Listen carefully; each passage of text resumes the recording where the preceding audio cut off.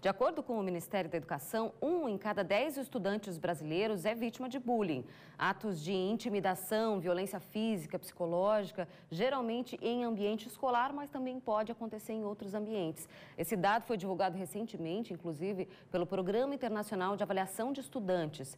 Desde 2016, está em vigor no Brasil a Lei número 13.185, que classifica o bullying como intimidação sistemática, quando há violência física ou psicológica em atos de humilhação ou discriminação.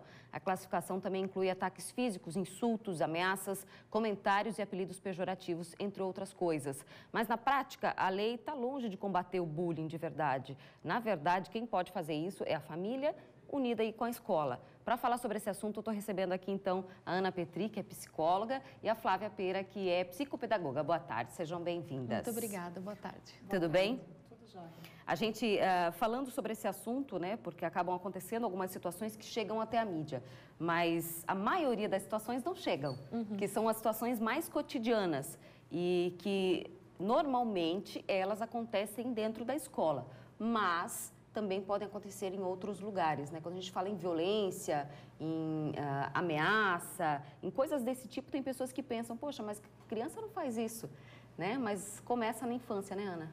Começa aí uma grande questão, que é desmistificar a santidade, entre aspas, da infância. Porque a gente tem o hábito de achar que criança não é maldosa, que criança não faz nada intencionalmente ruim, digamos assim.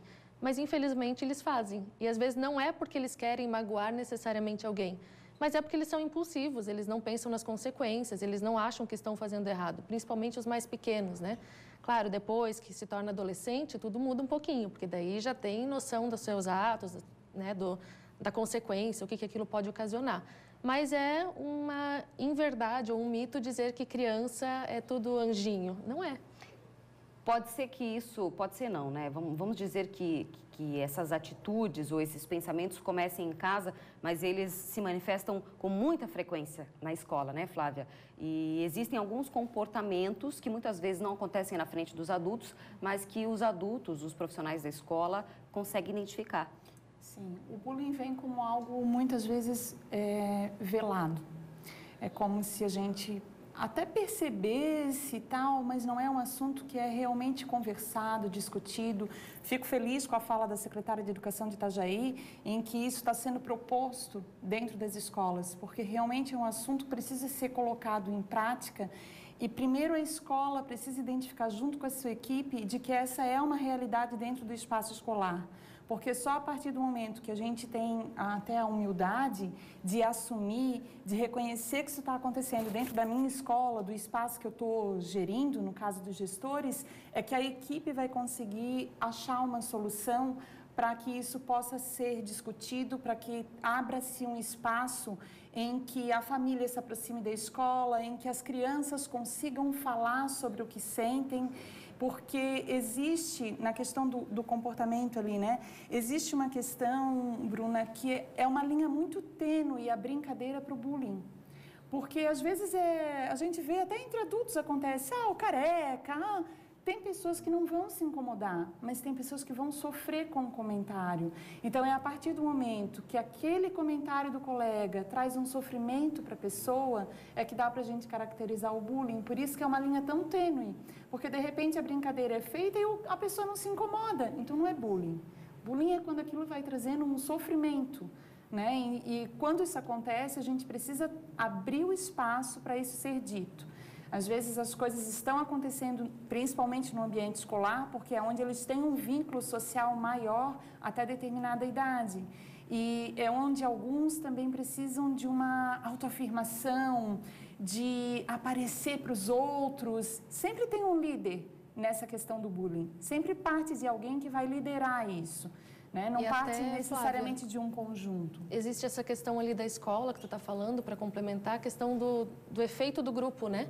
Um começa, o outro puxa e daí continua e daí daqui a pouco se tornou aquela rodinha que são sempre os mesmos que cometem atitudes de bullying, digamos assim, né? E aí hoje, pensando até no ambiente coletivo, que é a escola, que é esse convívio social, mas também no cyberbullying, que a própria secretária falou, que acontece muito, porque hoje em dia você se esconde atrás de um celular, e ali, ou um celular, ou um computador, enfim, e ali você pode cometer também esse tipo de situação de agressão, seja com mensagem, seja como for, né, É que dá a impressão também, né, que tu está protegido atrás do teu Dá a celular, das impressão. redes sociais, mas não é bem assim, né?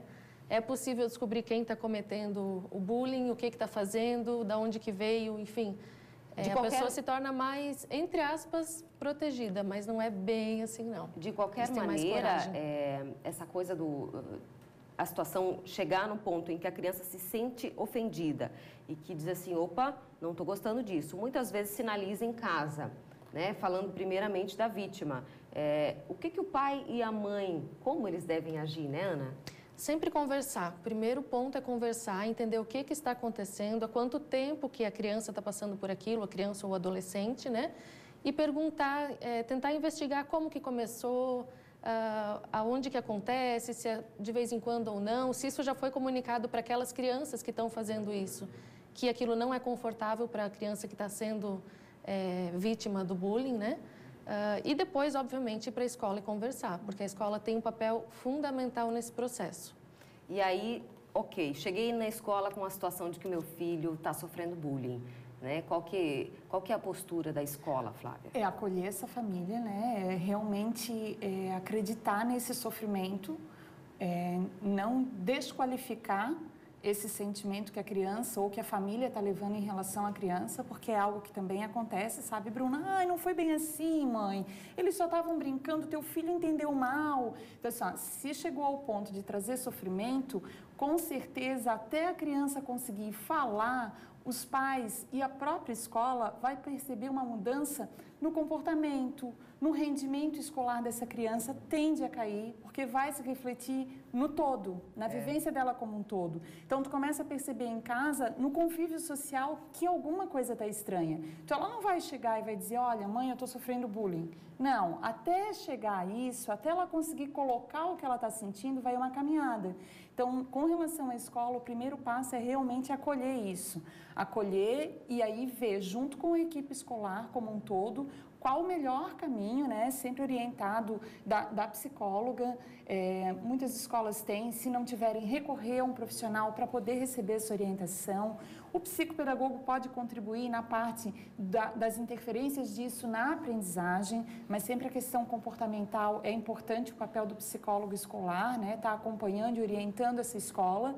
E estar aberto à discussão, né? Levar essa oportunidade, abrir o espaço para discussão, para que as crianças consigam de fato colocar. Então, assim, existem brincadeiras, jogos, dinâmicas de grupo que podem ser feitas em sala de aula para que isso seja provocado, essa discussão seja provocada de uma forma leve, sadia, que não exponha ainda mais a criança que está sofrendo bullying. É verdade. Porque isso também é importante, ela quer contar, ela quer falar, mas ela sofre calado durante muito tempo com medo da exposição receio, claro. E até do retalhamento, que pode gerar ser ainda maior, né? Com certeza. Na verdade, o exercício primeiramente, de empatia, né? Por todos os lados, especialmente quando a gente está falando de criança, que muitas vezes não tem o entendimento do por que isso está acontecendo, mas tem o sofrimento. E é na infância que a gente deve ensinar a tal da empatia, né? O melhor momento para isso. Com certeza. Quero agradecer a presença de vocês. A gente podia ficar conversando a tarde inteira, o tema rende para isso.